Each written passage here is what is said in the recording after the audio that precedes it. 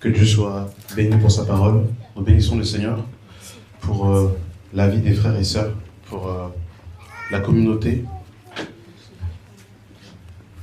Que Dieu soit béni. Alors on va prendre un passage dans le livre de Romains chapitre 12.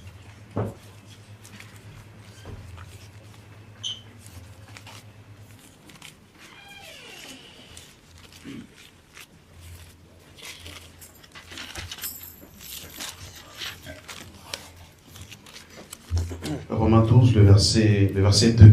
Alors, juste avant de commencer, la question qu'il faut se poser, c'est pourquoi je viens à la communauté? Pourquoi est-ce que je chante? Pourquoi est-ce que je prie? Et par ce premier passage, en fait, on va voir dans quelle direction le Seigneur va nous amener aujourd'hui. Romains chapitre 12, le verset 2. Amen. Romains 12, verset 2. Ne vous conformez pas au siècle présent, mais soyez transformés par le renouvellement de l'intelligence, afin que vous discerniez quelle est la volonté de Dieu, ce qui est bon, agréable et parfait.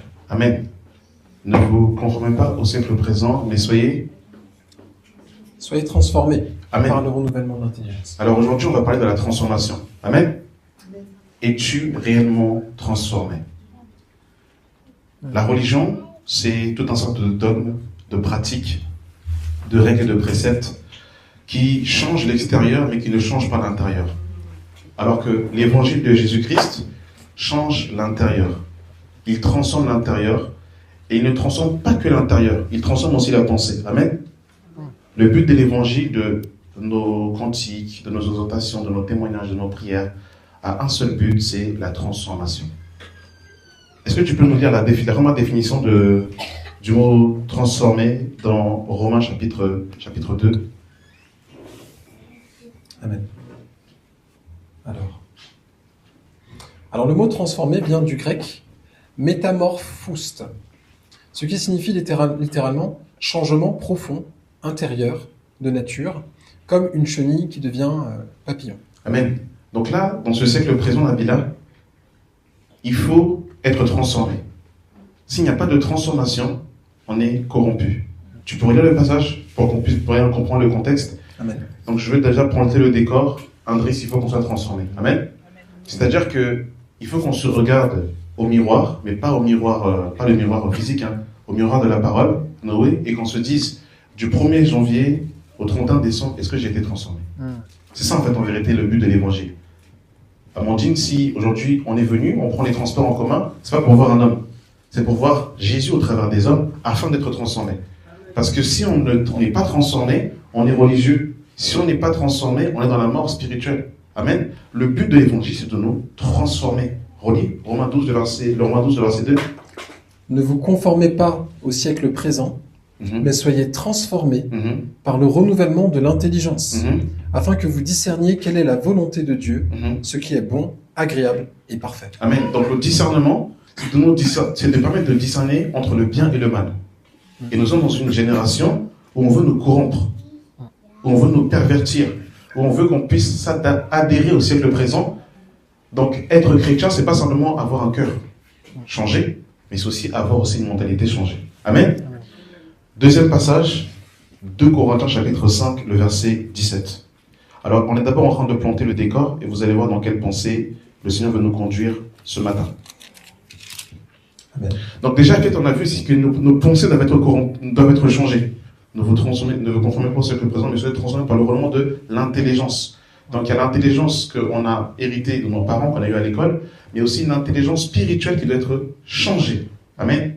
Ma manière de penser doit changer. La conversion, c'est pas juste changer de garde-robe, mais c'est aussi changer de mentalité. Si j'ai pas changé de mentalité, c'est-à-dire que la conversion n'a pas vraiment été effective. Et Scotty, quelqu'un qui est converti change de pensée. Amen. Amen. Si quelqu'un dit qu'il est chrétien, mais qu'il pense encore comme avant, c'est qu'il n'est pas converti. La conversion, ce n'est pas juste la transformation du cœur, mais aussi la transformation des pensées. Si tu penses encore comme le monde continuellement, c'est qu'il faut vérifier est-ce que réellement tu es vraiment transformé par l'évangile de Jésus-Christ. Parce que l'évangile de Jésus-Christ nous permet de penser différemment. Mais si tu penses encore comme le monde, est-ce que vraiment tu es transformé? Est-ce que l'évangile t'a pénétré afin de te transformer dans ta pensée? 2 Corinthiens 5, verset 17. 2 Corinthiens 5, 17. Mhm. Si quelqu'un est en Christ, il est une nouvelle créature. Nouvelle. Mhm. Les choses anciennes sont passées, voici, toutes choses sont devenues nouvelles. Amen. Donc, ici, qu'est-ce qu'on voit, Nabila, c'est que la transformation, encore une fois, l'évangile nous change de nature. On doit changer de nature. C'est terrible. C'est-à-dire que l'évangile doit aller dans la profondeur. Si quelqu'un est en Christ, il est une nouvelle création. Est-ce que tu peux nous lire l'étymologie du mot ici, nouvelle création? Amen. Le mot nouvelle création vient du grec kainé ktisis. Donc kainos qui veut dire nouveau en nature et en qualité, et ktisis qui signifie création, créature. Amen. Donc, Papa Jean-Luc, le Seigneur ne veut pas améliorer le vieil homme. Il ne veut pas perfectionner le vieil homme. Il veut que tu sois un nouvel homme. Donc en fait, l'évangile doit te transformer. L'évangile transforme la pensée, amen. Mais il change également notre homme intérieur. On doit te transformer. Et c'est pour ça que malheureusement, beaucoup des fois n'arrivent pas à marcher par l'esprit parce qu'ils ne sont pas des êtres nouveaux. Donc des fois, en fait, on dit à la personne, ne fais pas ci, ne fais pas ça, mais elle ne peut pas appliquer ce livre parce que ce livre est un livre spirituel. Jésus dit, mes paroles sont esprit et vie. Donc il n'y a que les esprits qui peuvent appliquer ce livre qui est d'esprit et vie. Donc la nouveauté de vie. Et dernier passage par rapport à la transformation, 2 Corinthiens chapitre 3, le verset 18. Amen. 2 Corinthiens 3, verset 18. Nous tous qui, le visage découvert, contemplons comme dans un miroir la gloire du Seigneur, nous sommes transformés en la même image, Wow. de gloire en gloire, comme par le Seigneur, l'Esprit. Amen. Maman Frédéric, la transformation. Nous sommes transformés. Donc c'est-à-dire que le but de nos réunions, c'est le changement. Amen. On ne peut pas rester les mêmes. Maman Scole, on doit changer. Il doit y avoir une évolution. Est-ce que dans mon caractère, est-ce que j'ai changé? Est-ce que dans ma tenue vestimentaire, est-ce que j'ai changé? Est-ce que dans ma langue, est-ce qu'il y a une manière de... Est-ce que j'arrive à maîtriser ma langue? Dans mes pensées, est-ce qu'il y a une transformation? S'il n'y a pas de transformation, c'est que je deviens religieux. C'est que je n'ai pas changé, je n'ai pas évolué. Est-ce que tu peux nous lire le mot grec ici, du mot transformer? Il est intéressant ici, la définition. Donc le mot nous sommes transformés vient du grec. Métamorphumeta. Donc c'est la même racine que dans Romains 12, 2.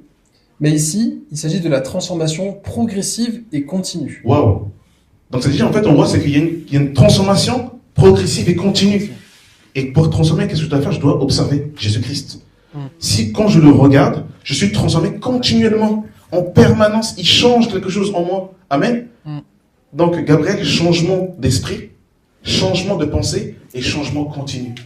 Je change. Ma manière de penser change. Amen. Amen. Alors, on veut rentrer maintenant dans le vif du sujet. On a posé un peu les bases, vous avez compris dans quelle direction nous devons aller. Donc, est-ce que tu as changé, mon frère, ma soeur? Alors, on va lire dans un premier temps Deutéronome chapitre 14, le verset 6 à 8. Et j'aimerais que ton esprit soit aujourd'hui ouvert, mon frère, afin que tu puisses saisir la pensée du Seigneur. Amen. Alors, ce qu'on va lire, c'est la pensée de Yahweh dans toutes les Écritures. Papa Marc, le Seigneur veut qu'on soit transformé, mais pour qu'on change, le Seigneur va comme nous... il va nous donner un miroir. C'est-à-dire, en fait, pour que tu puisses savoir comment tu es, il faut d'abord que le Seigneur te donne une image, un miroir. Et ce miroir va permettre de révéler ce qu'il y a en toi. Deutéronome 14, le verset 6 à 8. Deutéronome 14, versets 6 à 8. Vous mangerez de tout animal qui a la corne fendue, le pied fourchu et qui rumine. Mais vous ne mangerez pas de ceux qui ruminent seulement, ou qui ont la corne fendue et le pied fourchu seulement. Ainsi, vous ne mangerez pas le chameau, le lièvre et le daman, qui ruminent, mais qui n'ont pas la corne fendue. Vous les regarderez comme impurs. Vous ne mangerez pas le porc, qui a la corne fendue, mais qui ne ruminent pas. Vous le regarderez comme impur. Vous ne mangerez pas de leur chair, et vous ne toucherez pas leur corps mort. Voici les animaux dont vous mangerez parmi tous ceux qui sont dans les eaux. C'est juste au verset 8. Hein. Jusqu'au verset 8, pardon. Ouais. Donc ici, on nous parle des animaux purs et des animaux impurs. C'est bizarre sur tout ça. Là. On nous parle du cochon. On nous parle des animaux qui ruminent. Les animaux quand le pied fourchu, on ne comprend rien là. C'est bizarre tout ça. Là. Est-ce que tu sais que Dieu est un prophète? Amen. Amen. En fait, Dieu est un prophète. Pour comprendre son langage, je dois avoir le langage prophétique du Seigneur. Tout ce que le Seigneur nous donnait ici, c'était comme des codes pour pouvoir parler à l'homme, pour que l'homme puisse comprendre la pensée. Donc, ici, il y a une distinction. Donc là, ce sont les animaux terrestres. Il y a une distinction entre les animaux purs et les animaux impurs. Et les animaux purs, il y a deux caractéristiques. Ce sont les animaux qui ruminent et les animaux qui ont le sabot fondu. Et qu'est-ce que ça veut dire? Parce que des fois, effectivement, on va dire, ah non, moi, le porc, moi, oh là là, c'est dégueulasse. Oh, pas porc. Moi, je veux petit pois. Amen. C'est bien, mais qu'est-ce que ça veut dire exactement? Il faut comprendre la pensée, le langage prophétique du Seigneur. Amen. Alors, lis-nous justement le premier texte que je t'ai envoyé par rapport, en fait, je t'ai envoyé déjà 2 animaux purs et 2 animaux impurs. Amen. Donc, on a d'abord les animaux purs. Mm-hmm. Par exemple, le bœuf. Mm-hmm. Le bœuf a les sabots fendus et il rumine. Mm-hmm. Le mouton aussi, sabots fendus et il rumine. Ok, 2 images, 2 animaux impurs. Et ensuite, on a des animaux impurs. Par exemple, le chameau qui rumine mais qui n'a pas le sabot fendu. Mm-hmm. Et le porc qui a le sabot fendu mais qui ne rumine pas. Mais qu'est-ce que ça veut dire en fait? Parce qu'en fait, on voit le chameau, il rumine, mais il n'a pas les sabots fondus. Le porc, il a les sabots fondus, mais il ne rumine pas. Ça veut dire quoi? Amen. Et si du coup, en fait, on reste à la lettre et qu'on ne comprend pas la pensée du Seigneur, on va simplement s'abstenir d'aliments. On ne va pas comprendre la pensée du Seigneur. La pensée du Seigneur, c'est pas simplement ne mange pas, ne goûte pas. C'est pas ça en fait. Il y a une pensée derrière. C'est pour ça que même quand on approche les Écritures, il ne faut pas comprendre la lettre, mais la vie dans la lettre. La pensée de la lettre, pour aller beaucoup plus loin. Sinon, il n'y a pas de transformation. Là encore, on a la transformation ici. Mais pour transformer l'homme, utilise des animaux. Et les animaux vont être, un modèle pour que l'homme puisse comprendre comment l'homme ne doit pas être justement. Alors, est-ce que tu peux nous lire la suite? Qu'est-ce que ça veut dire déjà, ruminer déjà? Pourquoi est-ce que du coup, en fait, le Seigneur va donner les 2 caractéristiques? Le premier, c'est ruminer, et le deuxième, c'est les sabots sont fondus. Donc, qu'est-ce que ça veut dire ruminer? Alors, ruminer, ça consiste à mâcher lentement et plusieurs fois la nourriture. Et spirituellement, cela représente le fait de méditer la parole de Dieu, de réfléchir profondément, intérieurement, et ne pas être superficiel, mais de méditer jour et nuit la loi de Dieu. Donc, en fait, ici, déjà, l'animal qui rumine, déjà, qui était l'image d'un animal pur, il rumine. C'est comme une vache. Quand une vache, elle mange, elle prend la nourriture, elle fait plusieurs tours, elle recrache, elle fait plusieurs tours, et après elle mange. C'est l'image de quelqu'un qui ne se contente pas d'écouter la parole en one shot. Il entend la parole, il rumine, il creuse, comme un juif de Béret. Il vérifie les Écritures. Et c'est là qu'il y a une transformation en lui. En fait, il ne mange pas la parole rapidement comme ça. Il n'écoute pas plusieurs séries d'enseignements comme ça pour avoir une grosse tête. Non, il prend le temps. Même sur 2 versets, il prend le temps de méditer. Qu'est-ce que tu veux dire, Seigneur? Il médite. Continue. Amen. Donc, un animal qui rumine, donc, c'est quelqu'un qui reçoit et médite la vérité. Et un animal qui ne rumine pas, c'est quelqu'un qui ne prend pas le temps d'intégrer la parole. Donc, c'est exactement ça. C'est-à-dire qu'un animal qui ne rumine pas, c'est un animal qui mange sans discernement. Il entend une prophétie par mentionner, il dit Amen, Alléluia, prêche-moi pas. Pas de discernement spirituel, parce qu'il ne rumine pas. La Bible nous dit, n'ajoutez pas foi à tout esprit, mais éprouvez les esprits. C'est l'animal qui rumine, qui prend le temps. Je discerne d'abord. J'écoute d'abord en fait. Est-ce que ce que Jessie dit c'est vrai? Parce qu'il ne faut pas s'habituer aussi aux hommes aussi. Parce que des fois on est habitué aussi aux hommes et on ne vérifie plus. Est-ce que c'est biblique? Et même si c'est biblique, dans quelle direction spirituelle ça va? Parce que rappelez-vous, dans Deutéronome, le Seigneur dit, si un prophète vient à vous, et qu'il dit quelque chose qui s'appelle tout à l'heure vrai, mais qu'il vous dise, allons auprès d'autres dieux. Donc ça ne suffit pas les Écritures, mais il faut voir aussi l'esprit qui anime les Écritures. Parce que Satan, après les Écritures, c'était biblique. Mais pas dans l'esprit de la parole. Donc c'est bien l'Écriture. Mais l'esprit de l'Écriture, c'est mieux encore. Il est écrit et il est aussi écrit. Amen. Continue. Alors, là, on a vu l'aspect de robinet. Maintenant, on va voir l'aspect du sabot fondu. Sabot fondu. Amen. Donc, le sabot fondu, ça veut dire que le sabot, le pied, est séparé en deux. Et ça symbolise la marche. Autrement dit, la manière de vivre. Wow. Donc, spirituellement, marcher droit, être séparé du mal, vivre concrètement selon Dieu, c'est ça le sabot fendu. Qui veut dire en fait qu'on est que ça renvoie à la capacité de discerner, de distinguer le bien du mal. Amen. Donc en gros, si je comprends bien, l'animal qui rumine, l'animal qui a les sabots fondus, c'est l'animal qui discerne. L'animal qui mange la parole de Dieu intérieurement et qui a les sabots fondus, qui discerne le bien du mal, qui marche droitement. Donc c'est pas simplement quelqu'un qui entend la parole, mais qui la met en pratique. Et ces animaux-là, Dieu dit, mangez-les. Mais c'est pas simplement manger pour les manger. Soyez comme eux. Soyez transformés comme les animaux purs. Donc, lorsqu'on entend la parole, mais maintenant on marche droitement. Les sabots fondus. Marche droitement. Marche distinctement entre le bien et le mal. Dans cette génération perverse et corrompue, ne marche pas selon le vieux, mais selon le nouveau. N'entends pas la parole. N'écoute pas la parole. Entends la parole. Parce que écouter et entendre, c'est pas la même chose. Tu peux écouter, mais ne pas entendre. Quand tu entends, tu prends le temps ça rentre au dedans de toi. Ça te pénètre. Ça casse le monde au dedans de toi. Ça te transforme. Amen. Amen. Continue. Amen. Et donc la question c'est, pourquoi est-ce qu'il faut les deux? Pourquoi il faut les deux? Justement, parce qu'en fait, on a vu le chameau et le porc. Les deux, en fait, ils avaient des similitudes aux animaux purs, mais ils étaient disqualifiés. On va voir pourquoi. Continue. Donc dans Deutéronome 14, Dieu interdit les animaux qui ruminent sans sabot fendu, par exemple le chameau, et ceux qui ont le sabot fendu, mais qui ne ruminent pas, comme le porc. Donc, le porc, premièrement. Le porc mange tout, sans discerner, sans discernement. C'est l'image d'une vie sans retenue spirituelle. Donc en fait, le porc, il mange de tout. Il mange ses excréments, il mange ses enfants, il mange tout. En fait, il écoute tous les enseignements, Gabriel. Lui, tant qu'il y a Jésus, c'est bon. Non, mais il a dit Jésus. Il a dit il faut l'amour. Mais ça, c'est la parole de Dieu, ça. Pas de discernement. Ça, c'est être un cochon spirituel. Donc, tu peux ne pas manger de cochon, mais être un cochon. Et le cochon, c'est l'image de quoi? C'est l'image du péché aussi. Le cochon se voit dans le bourbier. Donc, des fois, en fait, quand on va à Carrefour, on voit le porc, on fait normalement comme ça. On fuit le rayon du coq du porc.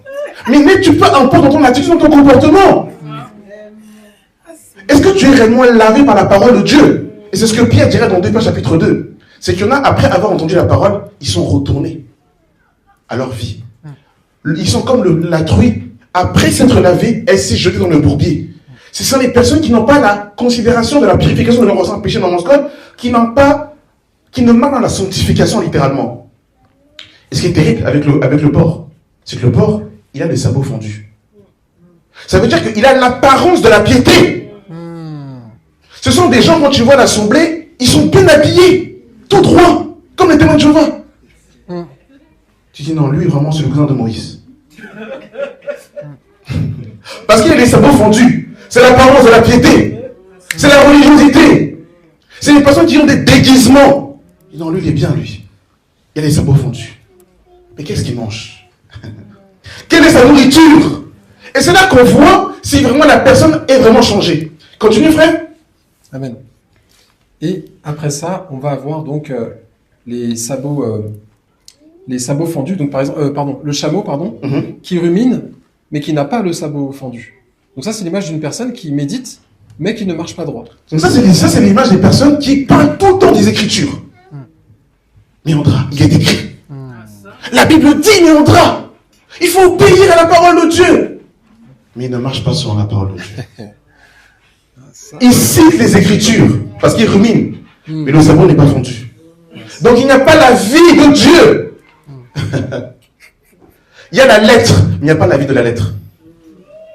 Il y en a beaucoup comme ça dans la maison de Dieu. Donc le Seigneur, pour transformer l'homme, maman mentionné, il prend les animaux.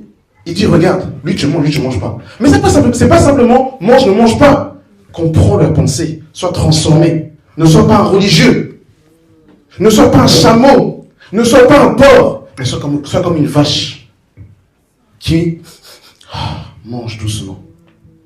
Tu médites sur quoi? Des fois, tu vas parler des passages, tu médites sur quoi? Je suis sur Matthieu chapitre 1.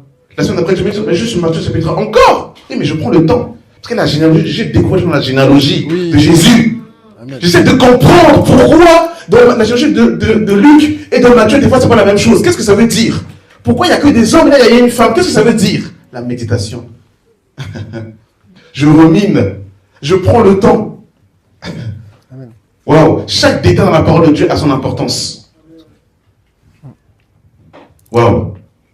Ne serons pas des chameaux. Amen? Amen. Ne serons pas des porcs. Est-ce que tu peux nous lire Deutéronome chapitre 14, le verset 9 à 10? Donc là, dans un premier temps, Scotty, on a vu les animaux terrestres. Mais Dieu ne s'arrête pas simplement aux animaux terrestres. Il va aller plus loin. Maintenant, en fait, il va aller aux animaux marins. Même les animaux dans l'eau. Il y avait un enseignement là-bas aussi. Donc, vous savez que la Torah, elle est tout autour de nous, en fait. Ayez une connaissance du Seigneur beaucoup plus longue que les Écritures. Amen. Bien évidemment, tout converge dans les Écritures, mais la nature nous parle de la Torah. Amen. La création nous parle de la Torah. Le corps humain nous parle de la Torah. Tout nous parle du Seigneur. Tout est un enseignement. Et c'est ce que Paul dira dans Romains chapitre 11, que les perfections invisibles de Dieu se voient comme à l'œil nu. Ils sont donc inexcusables. Paul dit que les inconvénients sont inexcusables. Parce que quand tu vois la création, tu dois voir le Créateur normalement. Donc quand tu vois les animaux, c'est un enseignement du Seigneur. Romains chapitre 4, Deutéronome 14, les versets 9 à 10. Deutéronome 14, versets 9 à 10. Voici les animaux dont vous mangerez parmi tous ceux qui sont dans les eaux. Vous mangerez de tous ceux qui ont des nageoires et des écailles. C'est bizarre ça, là. Pourquoi encore ça? Des fois, quand tu lis les Écritures, tu te dis, mais je comprends pas. Donc, je vais dans l'eau, je pêche, et quand je pêche, je dois voir s'il a les nageoires, s'il n'a pas les nageoires. Tu me racontes quoi? Mais non, c'est dans la lettre. On comprend pas la pensée. Continue, frère. Mais vous ne mangerez d'aucun de ceux qui n'ont pas des nageoires et des écailles. Mais qu'est-ce que ça veut dire? Vous les regarderez comme impurs. Mais ça veut dire quoi, tout ça, là? Je comprends rien, là. Alors, est-ce que tu peux nous donner les deux exemples des animaux marins purs et de... Ah oui. Oui, je vais... Prendre le tableau. Prendre le tableau. C'est bon, merci. Merci, Virginie. En dépit de... Waouh, on dirait de l'IA, on dirait. Hein. C'est terrible, ça. On va t'imposer les mains, là, parce que là, c'est trop, là. Donc, oui, avant qu'on lise les animaux marins, donc là, ici, elle a très bien résumé, ici, on voit les animaux quand le sabot qui n'est pas fondu. Donc, c'est l'image, en fait, de la confusion. C'est l'image, en fait, de celui qui marche dans le péché. Et celui qui a les sabots fondus, c'est celui qui sait discerner le bien du mal. Amen. Oui, donc, effectivement, c'est ça. Et effectivement, donc, elle a repris, en fait, le porc, qui n'a pas de changement intérieur, et la vache qui est à l'image d'un animal pur. Très bien, en tout cas, Virginie. Vraiment, gloire à Dieu. T'es sûr que c'est toi qui as dessiné? Ok. Parce que j'ai un doute un peu là. Peut-être c'est l'IA, peut-être. On sait pas. On va vérifier un peu les écritures, comme la vache, on va l'éliminer pour voir si c'est toi qui as dessiné.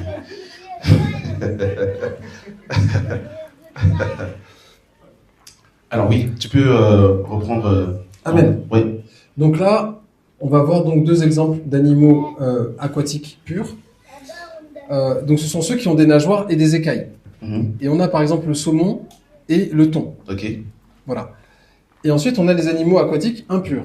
Par exemple, la crevette, désolé, qui n'a pas d'écailles ni de nageoires, et le requin, qui a des nageoires, mais qui n'a pas d'écailles. Ok. Donc du coup, là, en fait, on a vu les animaux marins. Ils sont dans l'eau, et il y a des poissons. Alors, pourquoi l'eau? Est-ce que tu peux continuer? Alors, dans la Bible, l'eau représente souvent le monde, les nations, le chaos ou les influences extérieures. Donc, en fait, comment dire? L'eau, c'est l'image du monde. Et les poissons, c'est l'image des hommes qui sont dans le monde. Et continue, regarde, c'est très intéressant. Et les poissons représentent symboliquement les personnes qui vivent dans le monde. Donc, les nageoires. Quel est le sens prophétique des nageoires? Ça veut dire quoi, les nageoires? Les nageoires permettent aux poissons d'avancer, de s'orienter, de résister au courant. Et spirituellement, cela représente la capacité à aller dans la bonne direction. Waouh. La capacité à ne pas se laisser entraîner par le courant du monde. Et aussi avoir une direction guidée par le Saint-Esprit. Donc en fait, c'est ça. C'est pour ça que le Seigneur, il dit, tu manges pas de tel animal. C'est pas comme ça pour ne pas manger. C'est beaucoup plus profond que ça. Les animaux qui ont les écailles, c'est ceux qui arrivent à se diriger. Parce que dans le monde, il y a le courant. Parce qu'il y a deux vents. Il y a le vent du Saint-Esprit et le vent de l'Antéchrist. Mais celui qui a les nageoires, maman Marceline, il va dans le sens de l'esprit. Il va dans la direction de l'esprit. Est-ce que tu as des nageoires, mon frère, ma soeur? Est-ce que tu as des nageoires? Ou est-ce que l'influence du monde te guide là où il veut? Continue. Et justement, quand on n'a pas de nageoire, c'est une image d'une personne emportée par des influences, sans direction spirituelle. Donc en fait, toutes les tendances du monde, comme tu n'as pas de nageoire, tu es emporté. Et tu suis la traîne du monde. Continue. Amen.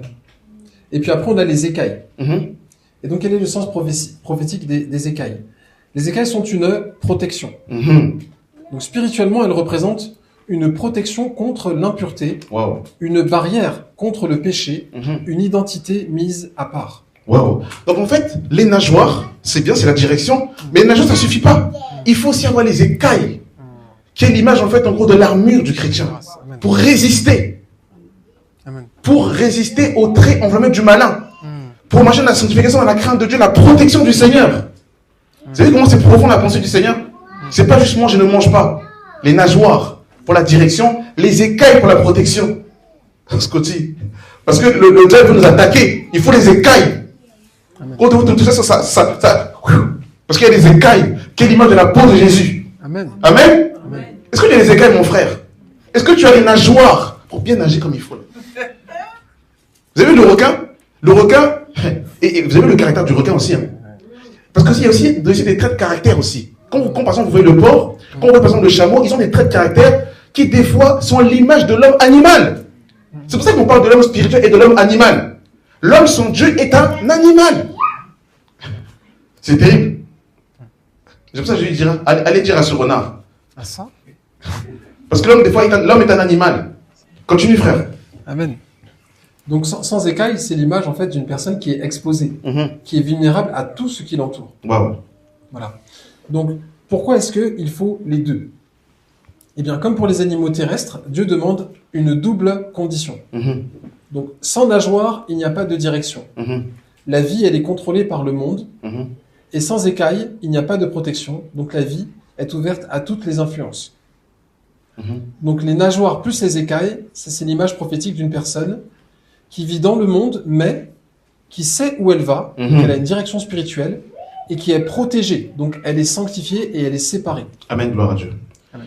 Et dernier exemple, Deutéronome 14, le verset 11 à 18. Donc on a vu les animaux terrestres, Nabila, on a vu les animaux marins, et là on va voir les animaux ailés. Donc c'est-à-dire que Dieu, il utilise les animaux pour nous enseigner, maman Scole. On dit, miaou, miaou, il est mignon, mais pourquoi comprendre le mignon, il est mignon, derrière, ça veut dire quoi? On va aller plus loin que le mignon. Amen. Seigneur, sauve-nous, Seigneur. Alors, donc Deutéronome 14, du verset 11 à 18. Vous mangerez tout oiseau pur, mais voici ceux dont vous ne mangerez pas. L'aigle, l'orfraie et l'aigle de mer, le milan, l'autour, le vautour et ce qui est de son espèce, le corbeau et toutes ses espèces, l'autruche, le hibou, la mouette, l'épervier et ce qui est de son espèce, le chat-huant, la chouette et le cygne, le pélican, le cormoran et le plongeon, la cigogne, le héron et ce qui est de son espèce, la huppe et la chauve-souris. Vous regarderez comme impur... pardon. C'est bon. Ok, donc continue, oui, dans ce que je t'ai envoyé. Et la chauve-souris. Et du coup, les animaux ailés purs sont généralement des oiseaux non prédateurs, c'est-à-dire le poulet ou la colombe, par exemple.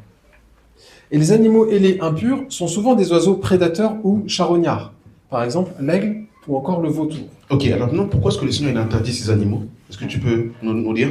Et pourquoi ces oiseaux sont-ils interdits? Eh bien, premièrement parce qu'ils chassent.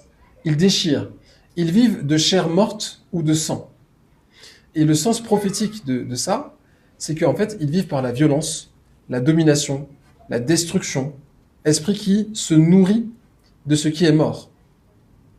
Et les charognards, de l'autre côté, par exemple le vautour ou le corbeau, eux, ils mangent des cadavres. Voilà. Donc le sens prophétique, c'est quoi? C'est que ça marque un attachement à ce qui est mort spirituellement. Donc les pensées sont tournées vers la corruption, une atmosphère de mort plutôt que de vie. Et enfin, on a les oiseaux nocturnes, donc le hibou, la chauve-souris, etc. Et eux, ils vivent dans l'obscurité. Wow. Donc le sens prophétique, ce sont donc les ténèbres spirituelles. C'est-à-dire qu'ils agissent loin des regards, cachés, loin de la lumière. Et pour terminer, les comportements anormaux ou désordonnés, par exemple l'autruche ou la chauve-souris, eh bien par exemple l'autruche abandonne ses œufs. Donc c'est l'image de la négligence. Amen. Donc en fait, on voit que tout ça, c'était des traits de caractère que certains animaux avaient, mais que des fois l'homme manifeste, malheureusement. Donc, on est aussi...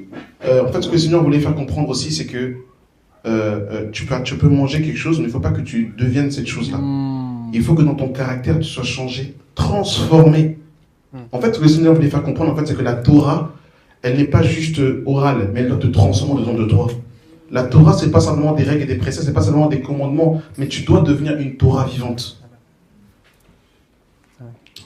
On a bientôt terminé. On va prendre Genèse chapitre 7, le verset 2 à 3. Vous avez compris un peu, mes bien-aimés? Donc, quand tu passes à côté du rayon du cochon, sois tranquille, sois en paix. Amen. Ne jette pas le cochon par terre. Tranquille, il t'a rien fait. Amen. Amen. Amen. Genèse chapitre 7, versets 2 à 3. Tu prendras auprès de toi 7 couples. Alors, juste, excuse-moi, pour comprendre le contexte ici, là, on est dans le livre, là, on est au temps de Noé.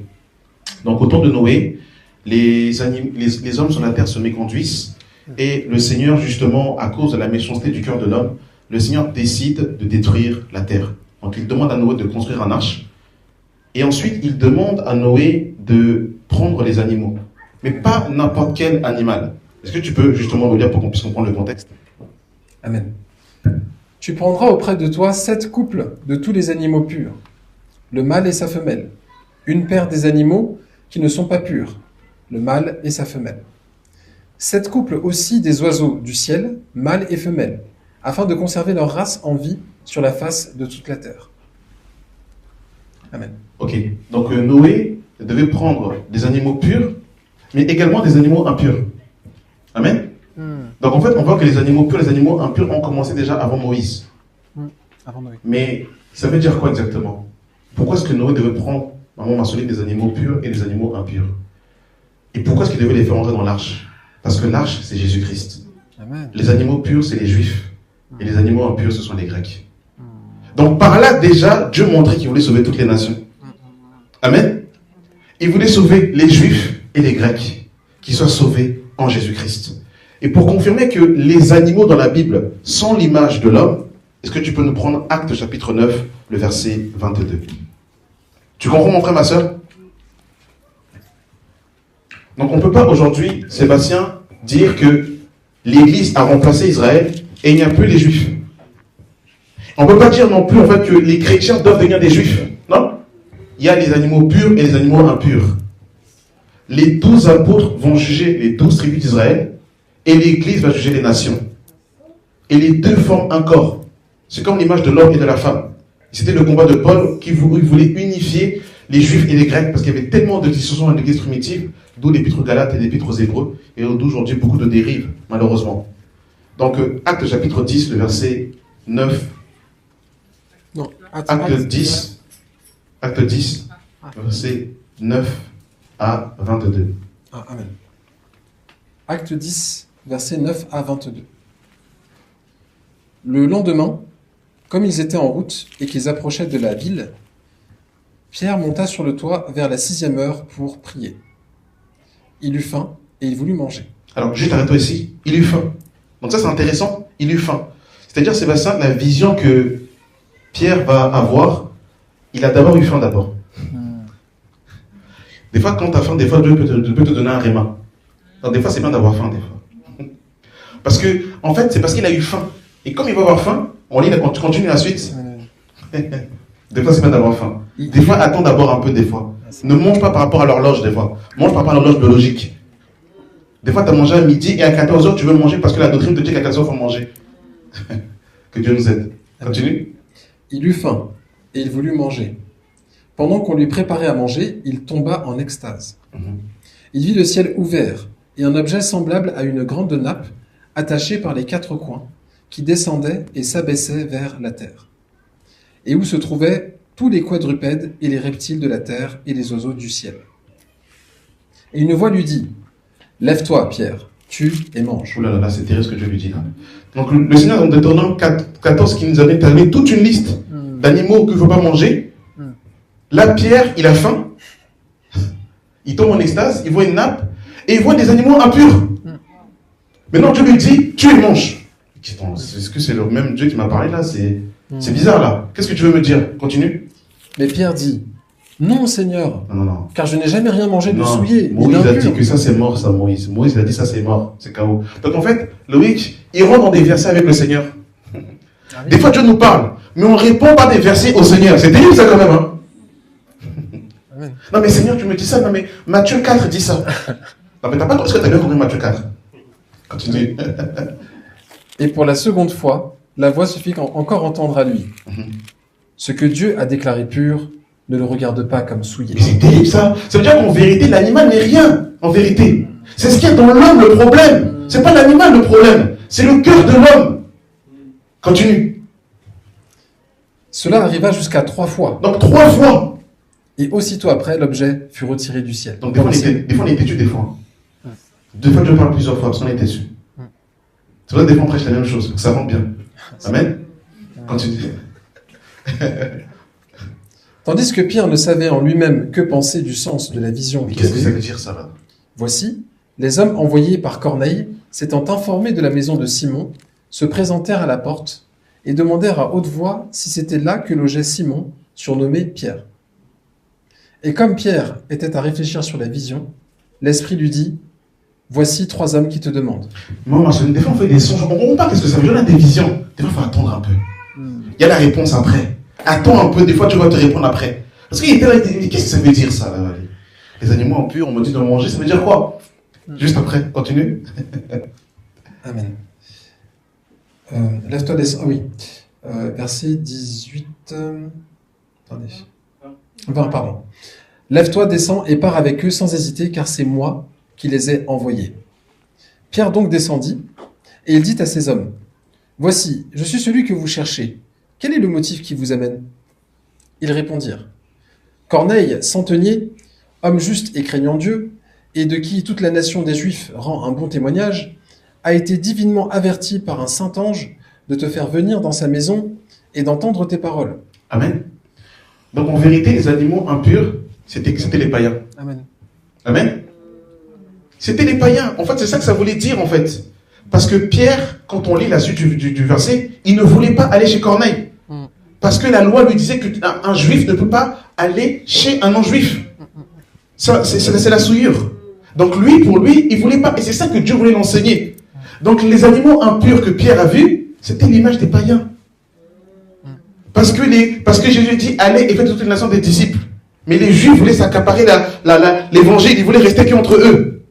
Dieu va permettre que Étienne meure pour que l'évangile se répande. Mais malgré ça, ils ont du mal encore. Le Seigneur va encore parler à Pierre. Va voir Corneille. Annonce-lui l'évangile. Et quand Pierre arrive chez Corneille, il voit que Corneille reçoit le Saint-Esprit. Il dit, mais qu'est-ce que c'est que ce truc-là? C'est ça que ça veut dire la vision. Les animaux impurs là, ce sont l'image des païens. Et eux aussi, ce sont mes enfants. Eux aussi, je les ai greffés. Eux aussi, ce sont les fils d'Abraham. Donc, tu n'as pas besoin de porter une kippa, mon frère. Amen. Tu n'as pas besoin de laisser pousser la barbe. Amen. Tranquille. Animaux impurs, Dieu t'a accueilli. Amen. C'est terrible en fait. Tu n'as pas besoin en fait, d'apprendre en fait, forcément l'hébreu pour comprendre le Seigneur. Parce que Dieu n'est pas hébreu. Amen. Dieu est esprit. Parce que tu peux parler le grec et l'hébreu, mais ne pas comprendre le langage de l'esprit. Tout ce qu'on doit dire, c'est le langage de l'esprit. C'est ni le grec ni l'hébreu. Parce que Pierre, le grand hébreu comme il faut là, il n'a pas compris. Parce qu'il fallait une autre clé pour déverrouiller l'intelligence spirituelle. Et quand vous lisez Acte 11, les autres apôtres disputent Pierre. Mais comment t'es parti chez un non-juif, toi? Je ne comprends pas là. Il lui tire les oreilles. Il dit, mais calmez-vous, calmez-vous. Ils sont relucides d'esprit comme nous. Il dit, ah ok, d'accord, ok. Je savais pas. On est dans Acte 11 là. Il y a plusieurs époques qui se sont passées entre Acte 2 et Acte 11. Mais c'est encore voilé. Par rapport au mystère de la croix. Pourtant, ils ont marché avec Jésus pendant 3 ans et 6 mois. Mais ils avaient du mal à comprendre l'évangile. C'est terrible, hein? Que Dieu nous aide. Marc chapitre 7, le verset 14 à 23. Alors Jésus va nous parler de la nourriture, Sébastien. Est-ce qu'on peut manger au grec par exemple? Parce que les grecs c'est halal, tout ça, est-ce qu'on peut? Est-ce que j'ai le droit, parce que là il fait un peu chaud, je vais sur Paris, petite terrasse avec ma paille, et puis le grec, je peux ou pas? Ben, Jésus va répondre ici. Comme ça tu vas être délivré. Amen? Amen. Parce qu'il y a trop de gens qui sont captifs. Amen? Je ferai une petite parenthèse quand même, par rapport à la nourriture. L'équilibre, c'est important. Amen? Amen. Il y a ce qu'il y a de la doctrine et ce qu'il y a de la bienséance. Amen. Et nous, on va annoncer tout le concept de Dieu, la doctrine et la bienséance. Mais qu'est-ce que ça veut dire? Est-ce que si quelqu'un mange certains aliments, est-ce qu'il va en enfer? Parce que c'était ça qui était prêché des fois dans l'église primitive et des fois dans certaines communautés. En fait, on te prêche un message déguisé. On te dit que tu peux, mais en même temps, tu peux pas. Qu'est-ce que tu veux me dire concrètement? Je peux ou je peux pas? Jésus est clair. Est-ce que tu peux nous lire, frère? On va être affranchis un peu. Marc chapitre 7, versets 14 à 23. Ensuite, ayant de nouveau appelé la foule à lui, il lui dit, « Écoutez-moi tous et comprenez. Il n'est hors de l'homme rien qui, entrant en lui, puisse le souiller. Wow. Mais ce qui sort de l'homme, c'est ce qui le souille. » Donc là, c'est terrible ce que Jésus dit là. Il dit que ce n'est pas ce qui entre dans l'homme qui le souille. Mais là, il est en train de blasphémer Moïse là. Parce que Moïse nous a donné une règle d'animaux purs et d'animaux impurs. Toi, tu viens et tu dis que finalement, c'est pas ce qui rentre qui souille. Mais tu veux dire quoi par là? Continue. Si quelqu'un a des oreilles pour entendre, qu'il entende. Lorsqu'il fut entré dans la maison loin de la foule, ses disciples l'interrogèrent sur cette parabole. Il leur dit, « Vous aussi, êtes-vous donc sans intelligence ?» Sans intelligence. Et là, quand il dit sans intelligence, il ne parle pas du bac ici. Il ne parle pas des écoles théologiques. Il parle de l'ouverture du Saint-Esprit. Comme il est écrit dans Luc chapitre 24, alors il leur ouvrit l'esprit afin qu'ils comprennent les Écritures. Continue. Ne comprenez-vous pas que rien de ce qui, du dehors, entre dans l'homme ne peut le souiller, car cela n'entre pas dans son cœur, mais dans son ventre, puis s'en va dans les lieux secrets, qui purifient tous les aliments. Il dit encore, ce qui sort de l'homme, c'est ce qui souille l'homme. Car c'est du dedans, c'est du cœur des hommes. Ah, c'est intéressant là. Que sortent les mauvaises pensées, les adultères, les impudicités, les meurtres, les vols, la cupidité, les méchancetés, la fraude, le dérèglement, le regard envieux, la calomnie, l'orgueil, la folie. Toutes ces choses mauvaises sortent du dedans et souillent l'homme. Donc le problème, c'est le cœur. C'est ça le problème. C'est pas l'aliment en soi directement le problème, c'est le cœur. Et beaucoup d'hommes font peur de l'animal, mais n'ont pas peur de ce qu'il y a dedans. Mais en fait, l'animal révèle simplement ce qu'il y a dedans, tout simplement. C'est un miroir. Comme la Torah qui est un pédagogue pour nous ramener à Christ. Il ne faut plus rester sur le Moïse, il faut aller à Christ maintenant. Qu'est-ce qu'il y a dans votre cœur, maman Scott? Des fois, on a peur du cochon, mais nous, on est des cochons. Mais comme il faut. Eh oui. Quand tu es au téléphone, là-bas, tu as un cochon au téléphone. Dans tes paroles, tu as un cochon. Avec les frères et les sœurs, on est des cochons des fois. Mais c'est du de cochon. Il n'y a pas la pureté. Mais on ne mange pas de cochon, attention. Moi, ça fait 14 ans que je ne mange plus de cochon. Et on est content quand on dit ça. Mais tu es 14 ans, un cochon depuis 14 ans aussi. Avec une bonne petite queue derrière toi. Et puis la boue sur toi. Mais tu n'en manges pas de cochon. Est-ce que tu es transformé? Amen. Est-ce que nos cœurs sont purifiés? Et c'est là que l'évangile veut les mamans. Il veut laver nos cœurs. Amen.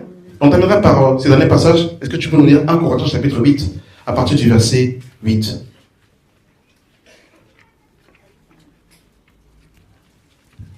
Là, c'est terrible ce que Paul va dire là ici. Wow. 1 Corinthiens 8, le verset 8. Amen. 1 Corinthiens 8, 8.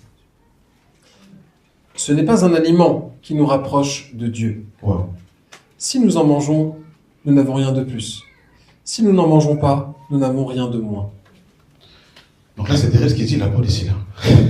Il a l'air de casser tout ce que Moïse dit. Il dit, c'est pas un aliment qui nous rapproche pour nous éloigner du Seigneur. C'est ton cœur. C'est ton cœur transformé, c'est ça qui nous rapproche du Seigneur. Que le Seigneur nous aide. Que le Seigneur nous purifie. Que le Seigneur nous transforme. Et on terminera par ce dernier passage dans 1 Timothée chapitre 4.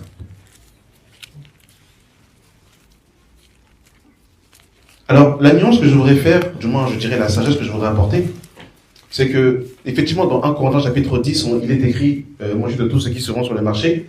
Mais il faut quand même bien spécifier que les marchés d'aujourd'hui ne sont pas les marchés du temps des apôtres. Amen. C'est pas les mêmes marchés aussi. Hein.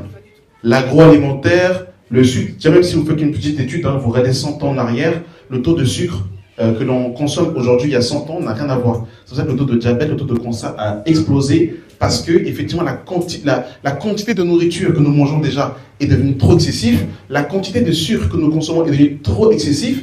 Donc ce message, c'est pas un message pour dire mangeons sans discernement, ne soyons pas des cochons spirituels aussi, comprenons bien le langage aussi. Mangez de tout ce qui se vend sur le marché. Quand tu comprends la sagesse du Seigneur dans la conception de comment le corps il est constitué aussi, et ben tu comprends aussi qu'il y a des choses en fait, en gros, c'est ça ne te comment dire, ça n'apporte pas à ton corps en fait des nutriments pour le bon fonctionnement de ton corps en fait. Des fois tu vas manger mais pas te nourrir. Amen. Il y a une différence entre manger et se nourrir. Les Twix c'est manger. Les Smarties c'est manger. Les bonbons c'est manger. Coca c'est manger. Mais c'est pas se nourrir. Amen. Parce que, en fait, ce message-là peut dire, oui, mais tout est pur pour celui qui est pur, donc allons-y. M&M, ce popcorn, tout ça, là, on y va, parce que tout est pur, tout est sanctifié par la parole. Et puis voilà. Je prends, en fait, en gros, Nutella à gogo à 4h du matin, c'est pas ça le message. Parce que quand on comprend la sagesse du Seigneur, je ne veux pas aussi faire rentrer dans mon corps des choses qui vont me porter à la maladie. Amen. Amen. Amen. Et il y a certains, certains animaux, bah, quand tu les vois, tu sais que si tu les manges, ça peut te rendre malade. Ça n'a rien à voir avec la doctrine ou le péché. Mais par rapport à la santé, bah, il y a aussi une sagesse aussi à voir. Il y a des choses que je vais faire attention. La viande saignante tout le temps, c'est pas bon pour la santé. McDo, la nourriture transformée tout le temps, c'est pas bon. Parce qu'il y en a qui se disent, bon, McDo, allez, alléluia, j'impose les mains McDo et puis j'y vais. Bah, vas-y, tu vas voir ce qu'il en sera. Mais si tu imposes les mains McDo, c'est compliqué. Amen. C'est pas de faire une règle, mais c'est une sagesse. Un peu comme Paul va dire dans 1 Corinthiens chapitre 7, il va dire, je ne fais pas un ordre. Mais il y a une sagesse à avoir, un discernement à avoir. On ne peut pas manger de tout. Coca, il y en a, en fait, ils sont accoutumés au Coca est leur meilleur ami. Il y en a, c'est pas, tu es mon meilleur ami. C'est Coca leur meilleur ami, des fois. Il n'y a pas de bouteille d'eau. L'eau, ils ne connaissent pas. Même quand ils courent, c'est passé en 10 minutes. Eux, c'est le Coca seulement. Après, ils sont malades, impose-moi les mains. Mais ça n'a rien à voir avec l'imposition des mains. Il y a trop de gaz dans le ventre. C'est pour ça que tu as beaucoup de gaz. C'est pas l'imposition des mains pour chasser le démon de gaz. Ça n'a rien à voir. Le corps évacue. Parce qu'il a mangé, tu as vu trop de gaz. Oh, le démon de gaz. Ça n'a rien à voir. Bois de l'eau, tu vois, tu vas être délivré, le démon va partir. Bois de l'eau, tout simplement. Des fois, on parle, oui, en fait, l'hypertension. Mais il y a trop de sauce. La sauce, c'est trop de sauce. Des sauces à 22h, 23h, le corps n'a pas le temps d'évacuer. Mais oui! Les sauces piquantes, on aime en fait que les piments, là, le pili fort. Mais oui. Et quand tu arrives au bout d'un certain âge, tu ne comprends pas, le cœur bat vite. Mais oui, le cœur bat vite. Et vous avez jamais remarqué les Asiatiques, bizarrement, ils vieillissent bien. Tu le vois, il a 80 ans, il court même plus vite que toi. Mais parce que lui, à 20 ans, 30 ans, il a connu en fait certains principes. Il mangeait d'une certaine manière. Des légumes que nous n'aimons pas, moi le premier. Les concombres, des trucs en fait que le corps n'aime pas, mais qui sont bons pour toi. Et le premier médicament, c'est pas la pharmacie, c'est ta nourriture. Amen. Eh ben oui. Parce que nous, en fait, on est accoutumés à Doctolib. Mais avant d'aller à Doctolib, c'est d'abord ton frigo, ce que tu manges. Alors que nous, en fait, on aime les croissants, bien croissants dès le matin, là. Bien beurre, tout ça, là. Après, en fait, tu as du mal à respirer quand tu cours après le bus. Mais il y a trop de beurre dans les artères. Ça. L'oxygène ne va pas bien rapidement. Quand tu trouves de pili, même à 16 heures, piment, tout piment. C'est abusé. Brioche, piment, mais non, c'est abusé. Non, frère, c'est trop. Je ne dis pas que le piment est mauvais, vous avez compris le langage. Amen. Et vous savez, il y a certaines communautés, on retrouve des fois certaines maladies qui viennent avec l'âge. L'hypertension, le diabète. Et quand tu regardes en fait ce que les gens ont mangé, ben c'est normal. Ça te crée des problèmes. Parce que quand le corps il est jeune, il a cette capacité d'éliminer. Mais avec l'âge, tu élimines moins. Et ce que tu bois va directement dans le sang. Plus rapidement. Donc les verres de vin, ok. Mais quand tout le temps le vin, à un moment donné, tu vas faire pipi, il y a une couleur bizarre. Eh oui. On appelle la Terre la planète bleue. Parce qu'elle est remplie d'eau. Pareil que le corps, c'est la même chose en fait. Il y a une allégorie entre la terre et le corps. On a besoin de l'eau. Mais quand à chaque fois c'est le vent le matin, le vent le midi, le vent le soir, après tu veux dormir, très 4 heures du matin. Mais non, c'est pas un démon qui t'a attaqué, c'est excès de vin. Amen. Amen. C'est important de parler de ça, c'est l'évangile aussi. On ne parle pas de ça dans mon scole. Des fois, on tape le chikwon, 23 heures, tu tapes le chikwon au micro-ondes en plus. Mais oui. Après, tu ne comprends pas, cancer. Oui, mais est-ce que vous savez que même le micro-ondes, en vérité, c'est compliqué. C'est pour ça qu'on conseille de mettre la cloche. Même en fait, pour protéger les aliments. Eh ben oui. À chaque fois, micro-ondes, pour tout, n'importe quoi, micro-ondes. Après, on ne comprend pas, oui, diabète, en fait, en gros, c'est tout ça. Cancer, tout ça, on ne comprend pas. En fait, il ne faut pas à chaque fois que chaque année, on voit quelqu'un qui a le cancer. Il faut qu'on fasse aussi attention à ce que l'on mange. Parce que des fois, maman scolaire, des fois, sous l'oreiller, il y a des bennes, des fois. Sous l'oreiller, en fait, il y a des sneakers. Dans le placard, on cache, parce qu'on ne voit pas que son frère ou sa soeur voit qu'il y a la canette, il y a des bonbons. Donc on cache, on connaît ça, c'est cette technique-là. Ah ça? De cacher, en fait, dans le placard, en fait, des bounties. Pour pas que le frère voit. Je prends le groupe de bounties seul. Mais oui. Après, c'est les caries, après, on ne comprend pas. Mais ça n'a rien à voir avec les démons. Arrête les sneakers et les bounties. Tu verras que tu vas te sentir mieux. Des fois, on ne court pas assez, on ne marche pas assez. Trop de TVL, trop de Véli, trop de Uber. Jésus marcha. Amen. Amen. Et en vérité, je ne sais pas si vous avez vu même à la veille de comment dire, du cousin de Auguste. Le papa de Auguste, même s'il a eu ce qu'il a eu. Mais il est quand même là, quand même. Hein. Il est quand même, avec là, il est quand même là. Hein. Mais malheureusement, tellement qu'on mange mal, à 40 ans, 50 ans, déjà, c'est compliqué déjà. Pour marcher une marche, déjà, c'est compliqué. Une marche d'escalier, déjà, ça, c'est là, on a fait le tour du monde. Là, c'est compliqué. Donc, le Seigneur nous change, le Seigneur nous transforme. Amen. Et dernière chose, ce que je vais dire, l'alimentation, c'est une chose, mais l'émotion est aussi très importante. Parce que des fois, on met l'accent sur la nourriture, mais pas sur la santé interne. C'est très important. Parce que des fois, il y a des maladies qui viennent aussi à cause aussi de... tu es trop stressé, tout le temps tu es stressé. Pour rien. Ton fils, il sort à 16h, il a l'habitude de t'envoyer un message à 5h, son téléphone est juste déchargé, calme-toi. Il est juste déchargé. Il va t'appeler. Tranquille. Il est où? Tu es comme ça, tu vas tomber même par la fenêtre. Calme-toi. Ça aussi, ça ramène des maladies. Amen. Des fois, trop stressé. Ah, mais il m'a pas dit bonjour. Ça veut dire qu'il a quelque chose contre moi. Mais qu'est-ce que j'ai fait? Mais qu'est-ce que j'ai fait? Il t'a juste pas vu. Tranquille, calme-toi. Et à la fin, il va te dire, ah, je t'ai pas vu, ça va, tranquille, calme-toi. Mais t'as pas écouté l'enseignement parce que tu t'es, mais j'ai fait quoi? Il m'a pas dit bonjour. Mais c'est comment? Mais qu'est-ce que j'ai fait? Attends, mais peut-être que je suis mal habillé. Calme-toi, il t'a pas vu. Amen. Trop stressé. Donc forcément, à l'intérieur, en fait, ça brûle au-dedans de nous. Est-ce que vous savez que nos émotions sont attachées à chacun des organes? Quand tu es stressé, t'as pas faim. T'as jamais remarqué? C'est comme si quand tu es stressé, t'as plus envie en fait. T'as plus envie de manger. C'est comme si ton ventre il est serré. Parce qu'en fait, les émotions jouent sur les organes. C'est pour ça que des fois on tombe malade parce qu'en fait on est trop dans les émotions. La colère, des fois en fait, ça joue sur les émotions. Le stress, la colère, le manque de pardon. Des fois, là, ils ont des cancers, pas parce qu'ils ont mal mangé, mais parce que en fait, le corps il est noué. Il y a comme en fait quelque chose qui est serré au-dedans de nous, ça ramène des maladies. Et la Torah et le corps, ça va ensemble. Je vous dis la vérité.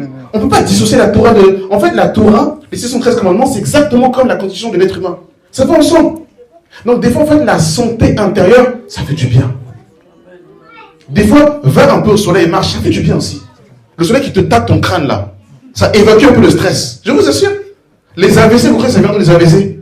Les crises cardiaques. Parce que ton patron te met trop la pression. Tu vas au travail. Transport, travail, tu rentres au travail, tu dors au travail, tu reviens du patron.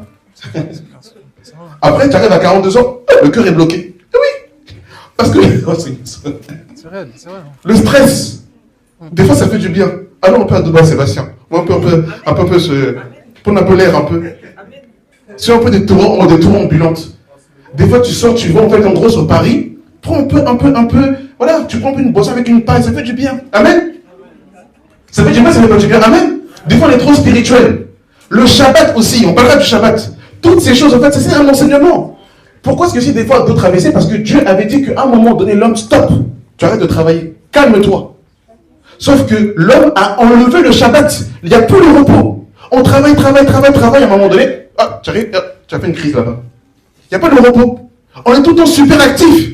On dort 4 heures par jour. Tout le temps actif. Non mais en fait, la réussite, c'est travailler. Après, tu meurs. Calme-toi, repose-toi un peu, dors un peu des fois. Même des fois l'assemblée, des fois, il faut savoir relayer aussi, c'est pas ça. Amen. Des fois aussi, c'est trop aussi. Amen. Téléphone, ton oreille siffle. Mais oui, mais des fois, il faut pause des fois. Il faut savoir relayer des fois. Des fois, il faut remettre les gens à la grâce de Dieu. Bon, ok, il faut prier. Amen. Mais qu'est-ce qui se passe maintenant? Je te remets à la grâce de Dieu. Amen. Le Shabbat. Toutes ces choses que Dieu nous a données. Parce que des fois, on dit non, le Shabbat, c'est plus d'actualité, mais il y a une pensée derrière. Amen. Le repos interne.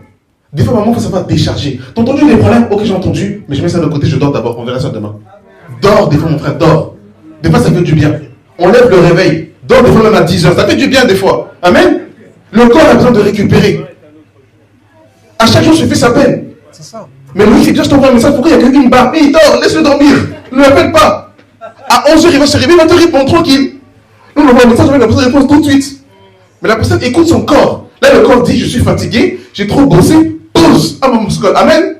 Pause. Des fois, ça va appuyer sur pause. Mais oui. Des fois, le truc idolâtre du travail. Tout dans l'activité. C'est vrai. Il y avait plusieurs choses de Shabbat.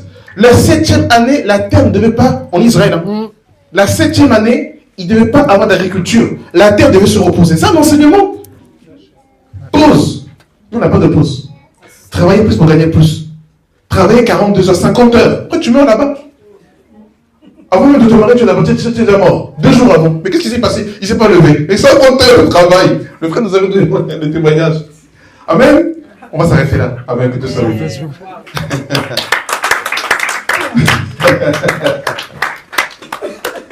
C'est magnifique ou pas la parole? La pensée du Seigneur. On va prier. Est-ce que c'est ça que tu veux dire? Seigneur, merci pour cette parole. Merci pour cette nourriture que tu nous as donnée en cette matinée. Père, vraiment, je te prie que tu puisses nous aider à pouvoir comprendre la profondeur, vraiment, Père éternel Dieu, de ta parole, que cela puisse pénétrer autour de nous, Seigneur Jésus.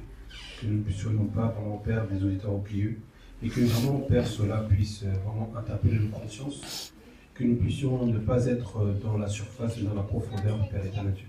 Merci, vraiment, Père éternel Dieu, encore une fois. Aide-nous, Seigneur Jésus-Christ, à être ces animaux, non pas vraiment, Père éternel, d'apparence, mais dans l'intérieur, Père éternel Dieu, que nous puissions vous mener encore une fois, Père éternel Dieu. Savoir écouter, Père, selon ta sagesse, que ce soit spirituellement, mais aussi au niveau de notre corps, Père. Parce que nous savons, Père, que cela aussi fait partie de la doctrine, Père éternel Dieu. Tu as fait de nous un temple, Père éternel Dieu, et que nous devons prendre soin aussi de ce temple que tu nous as donné, Seigneur Jésus. Merci pour ta grâce, que ton nom soit béni en Jésus-Christ. Amen. Scotty, est-ce que tu veux bien rechanter le chant que tu as reçu par rapport en fait à... Tu as reçu un chant là, que j'ai chanté. Si tu veux bien qu'on puisse, si on puisse le chanter, parce que je trouve que ça a un rapport avec l'enseignement.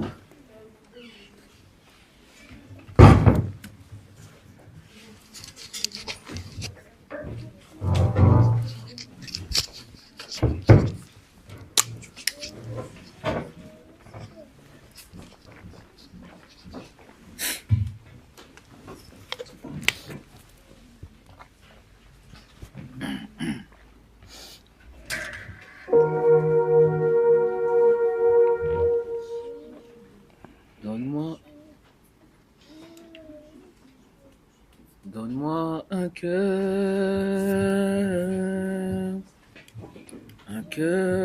comme toi. Donne-moi un cœur cœur comme toi, je veux te ressembler, Seigneur.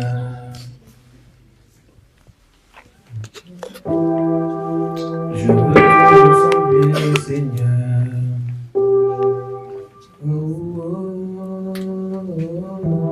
Je veux te ressembler, Seigneur. Parler comme tu as parlé, je veux te ressembler, Seigneur. Marcher comme tu as marché, je veux te ressembler, Seigneur.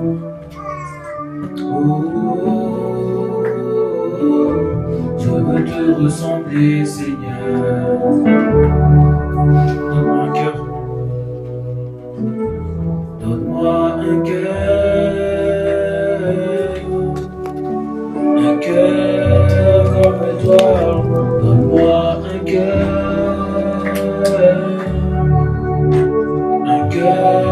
comme toi. Je veux te ressembler, Seigneur.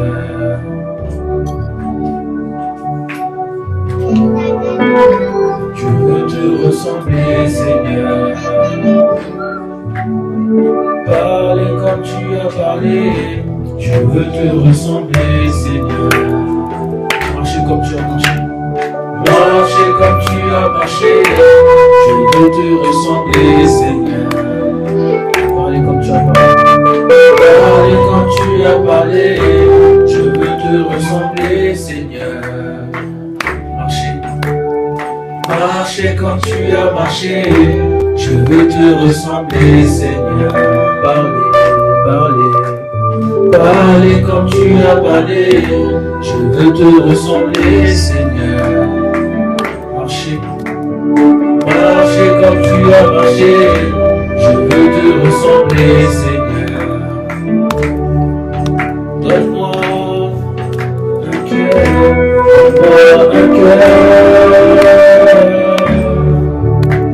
un cœur comme toi. Donne-moi un cœur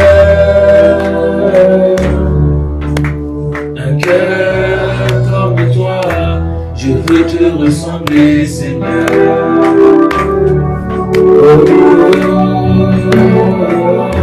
Je veux te ressembler, Seigneur. Parler comme tu as parlé, je veux te ressembler, Seigneur. Marcher comme tu as marché, marcher comme tu as marché, je veux te ressembler, Seigneur. Parler comme tu as parlé, je veux te ressembler, Seigneur.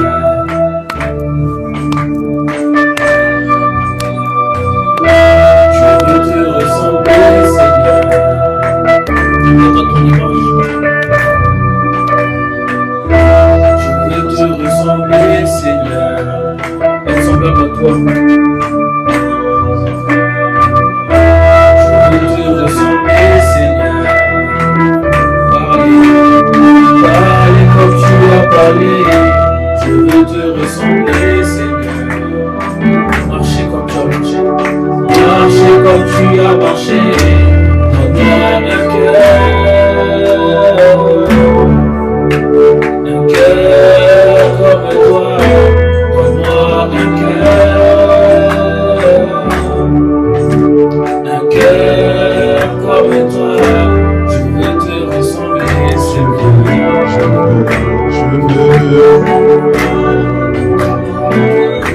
Je veux te ressembler, Seigneur.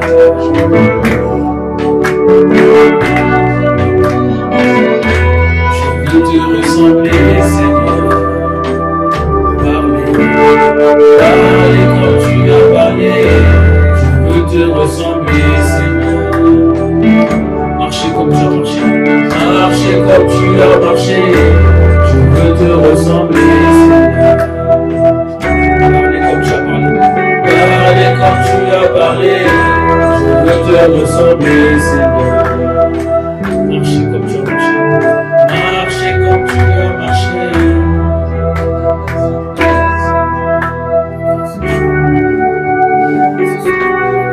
Est-ce qu'on peut applaudir pour le Seigneur? Gloire à toi, Seigneur, soit glorifié. Que Dieu soit béni. Alors je ne sais pas si voilà, il y avait des bien-aimés qui voulaient. Sébastien, je ne sais pas si tu voulais rajouter quelque chose. Joël, tu veux dire quelque chose?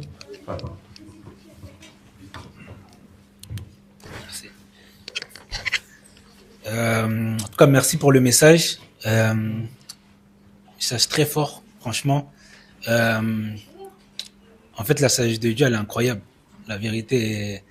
Et dans ce message-là, en fait, je considère la grandeur de Dieu. Aujourd'hui, à l'heure actuelle, c'est vraiment ce qui me fait tenir, de regarder la grandeur de Dieu. C'est incroyable, en fait, ce qu'il fait. Et pour pouvoir regarder, en fait, à sa grandeur, en fait, comme tu disais, il est important d'être dans le repos, tu vois, d'être dans ce 7e jour. Et je rends grâce au Seigneur pour sa sagesse parce que, en fait, il nous a pas créé le 2e jour. Il nous a pas créé le 3e jour. Il nous a créé le 6e jour. Pourquoi? Parce que s'il nous aurait créé le 2e jour, on aurait touché un peu à tout là-bas. Et tous les jours, vous verrez que il dit que Dieu vit que cela était bon. Et ça, c'est incroyable. Et c'est pour ça que on a été créé le 6e jour pour pouvoir rentrer dans le 7e jour afin de pouvoir contempler les 6 premiers jours, tout simplement. Et c'est pour ça le Seigneur, c'est trop fort. Et par rapport aux animaux dont tu parlais, on a le cas de 2 animaux, en fait, dans la Bible. On va prendre Genèse.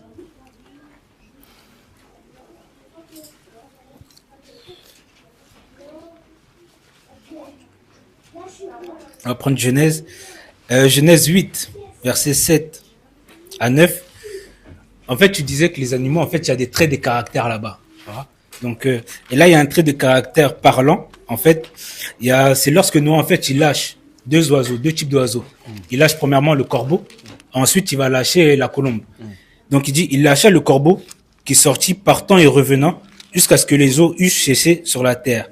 Il lâcha aussi la colombe pour voir si les eaux avaient diminué à la surface de la terre. Mais la colombe ne trouva aucun lieu pour poser la plante de son pied. Elle revint à lui dans l'arche car il y avait des eaux à la surface de la terre.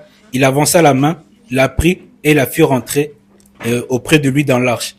En fait, c'est important ce verset-là. Pourquoi? Parce que aujourd'hui, on agit beaucoup comme des corbeaux. Pourquoi? Parce que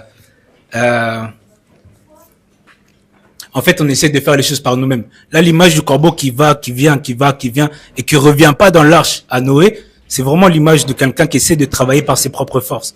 C'est-à-dire que lui, en fait, il dépend que de lui. Il dépend plus de la grâce. C'est vraiment l'œuvre. Mais vous verrez que la colombe, lui, à contrario, il revient à la parole. Il revient à Noé. Et c'est vraiment aussi le chêne de la parole, c'est ça. Le chêne de ta chaîne, en tout cas la chaîne commune, c'est le retour à la parole. Et c'est ce qu'on fait, en fait, tous les jours. On revient au Seigneur. Donc, et fait très important aussi, c'est que la colombe, en fait, elle est obligée de manger des aliments purs, des aliments purs. Elle n'a pas la bile. La bile, en fait, c'est ce qui nettoie. C'est ce qui purifie les aliments. Le corbeau, comme on a vu, mange de n'importe quoi. Mais la colombe, lui, comme nous, mange la sainte doctrine, tout simplement. Donc, vraiment, gloire à Dieu pour le message. Et voilà.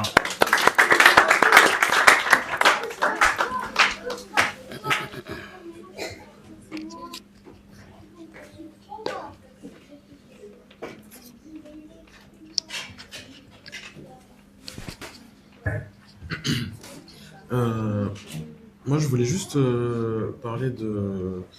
En fait, quand tu parlais, pas forcément du message que tu donnais, mais plus de la manière dont Dieu parlait.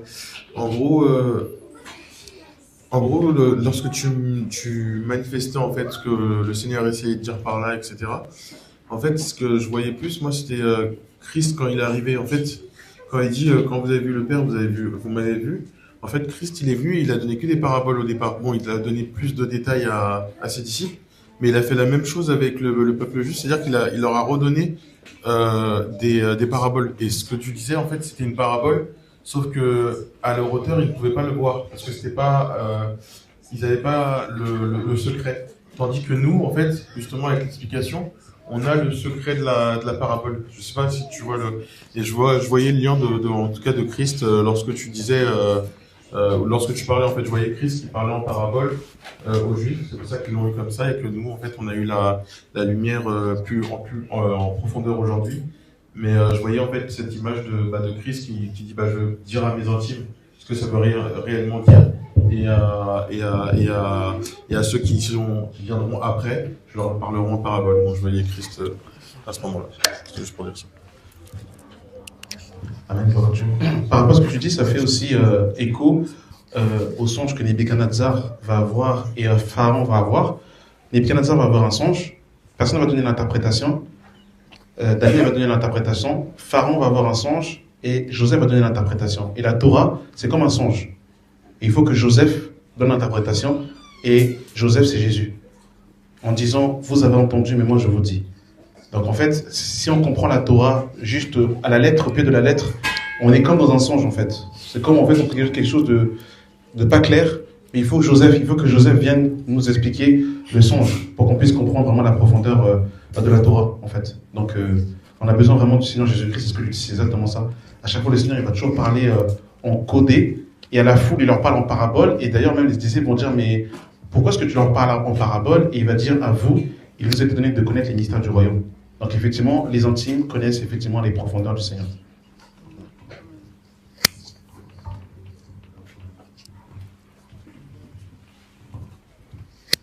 Ouais. Non, c'est bon, t'inquiète.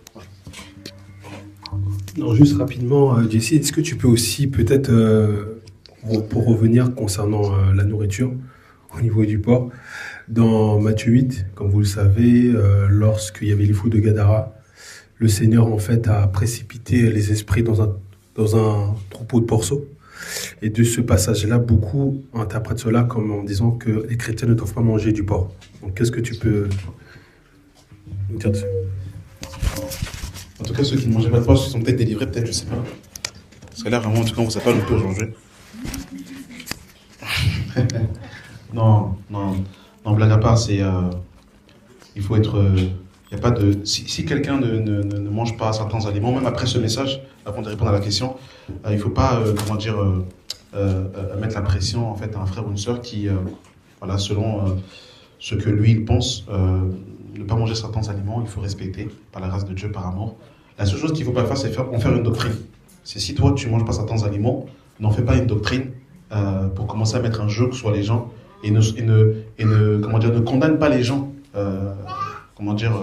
qui mangent de tout, en fait. Donc voilà, ça c'est important, parce que des fois, on va mettre les gens sous un joug pour ne pas qu'ils... comme en fait, ils mangent dans une liberté pour le Seigneur, on va du moins les mettre dans une condamnation. Donc, rapidement, dans 1 Timothée, chapitre 4, le verset 1, parce que c'était le passage que je lire tout à l'heure, mais comme tu as posé la question, je vais le lire, qui nous dit « Mais l'Esprit dit expressément que dans les derniers temps, quelques-uns abandonneront la foi pour s'attacher à des esprits séducteurs et à des doctrines de démons, par l'hypocrisie de faux docteurs portant la marque de la fidélité dans leur propre conscience. » Donc là, en fait, on parle de doctrine de démons, de faux docteurs, mais qu'est-ce qu'il va dire par doctrine de démons? C'est terrible, parce que je sais, quand on parle de doctrine de démons, on a l'impression que ce sont des trucs grossières. Mais ce que Paul va dire ici, beaucoup sont dans ces doctrines-là, malheureusement. Et au verset 3, il va dire « prescrivant de ne pas se marier ». Donc il y a des doctrines qui vont, entre guillemets, te dire par spiritualité, reste comme ça. On ne va pas te dire directement de ne pas te marier, mais on va te faire comprendre que le mariage c'est mauvais. Parce qu'il y en a qui prescrivaient de ne pas se marier, et Paul dit c'est une doctrine de démon. Mais ne s'arrête pas là. Et de s'abstenir de certains aliments que Dieu a créés, pour qu'ils soient pris avec action de grâce. Parce que ceux qui sont fidèles et qui ont connu la vérité, j'ai sauté, et de s'abstenir de certains aliments que Dieu a créés, pour qu'ils soient pris avec action de grâce. Par ceux qui sont fidèles et qui ont été créés de Dieu. Car tout ce que Dieu a créé est bon, et rien ne doit être rejeté, pourvu qu'on le prenne avec action de grâce. Donc, effectivement, le problème, en fait, effectivement, c'est pas les Écritures, mais c'est l'interprétation des Écritures. Et il faut vraiment qu'on fasse attention en ce qui concerne la doctrine et la bienséance. Et le passage, effectivement, du fou de Gadara, comme tu l'as si bien dit, c'est un cas qui s'est passé, mais ce n'est pas une doctrine. En fait, on ne peut pas prendre ce cas pour dire en fait que tous les porcs ont un démon, en fait. D'ailleurs, en fait, ce passage nous montre qu'un animal peut être possédé, mais ça peut être aussi ton chat aussi. Donc, jette ton chat par la fenêtre aussi. Ça peut être ton chien. que tu accompagnes en fait à 22h faire pipi dehors. Mais lui aussi peut avoir, peut-être que lui aussi, il avait un esprit, donc lui aussi, jette-le aussi. Donc en fait, on peut aller loin comme ça. Amen. En fait, c'est un cas spécifique, mais c'est pas une doctrine. C'est dans ces ports-là, mais c'est pas dans tous les ports. Donc voilà. Amen. Que Dieu soit béni. Donc vérifie bien ton chat la nuit. S'il fait des bruits bizarres, impose-lui les mains, peut-être qu'il est suspect. Amen.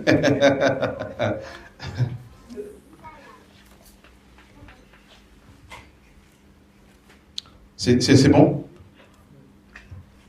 Non, du coup, vous êtes... Ah oui, pardon. Gloire à Dieu pour l'enseignement. Moi, pendant que tu prêchais, j'étais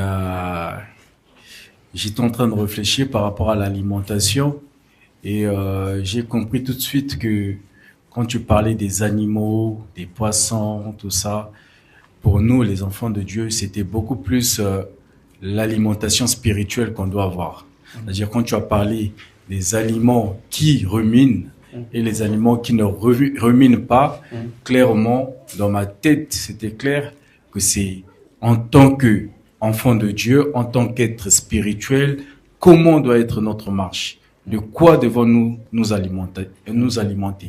Est-ce que nous devons nous alimenter du monde, des choses du monde, des choses qui tuent notre spiritualité, des choses qui a trait à la mort ou des choses qui a attrait à la vie?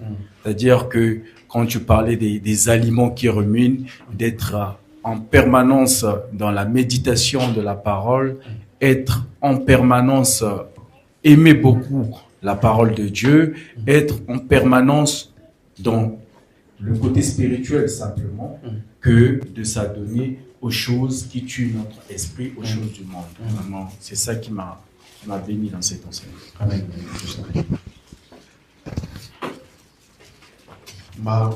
Est-ce qu'on peut terminer par une prière, si on peut se lever, à moins que quelqu'un voulait peut-être rajouter quelque chose, mais si on peut, moi je pense en fait après un tel message, c'est simplement de demander à Dieu que Dieu nous transforme. Il y a que ça en fait, la transformation interne, et qui se voit aussi à l'extérieur. Donc vraiment que le Seigneur puisse nous donner vraiment d'être des animaux purs, d'être comme une vache qui rumine et qui a les cerveaux fondus, qui discerne le bien du mal. D'être comme ces animaux marins qui ont des nageoires et des écailles, afin de pouvoir justement marcher dans une direction et d'avoir ces écailles de protection. D'être comme aussi ces animaux ailés, mais qui ont aussi justement une bienséance, un bon caractère comme la poule, et ne pas être comme l'aigle, comme le corbeau et toutes ces choses, mais vraiment qu'on soit transformé à l'image de Jésus-Christ, que les prières, les prédications, tout ce que nous entendons ait un seul but, la transformation intérieure qui se voit également à l'extérieur. Amandine, est-ce que tu veux bien prier pour ça par rapport en fait à ce qui a été dit?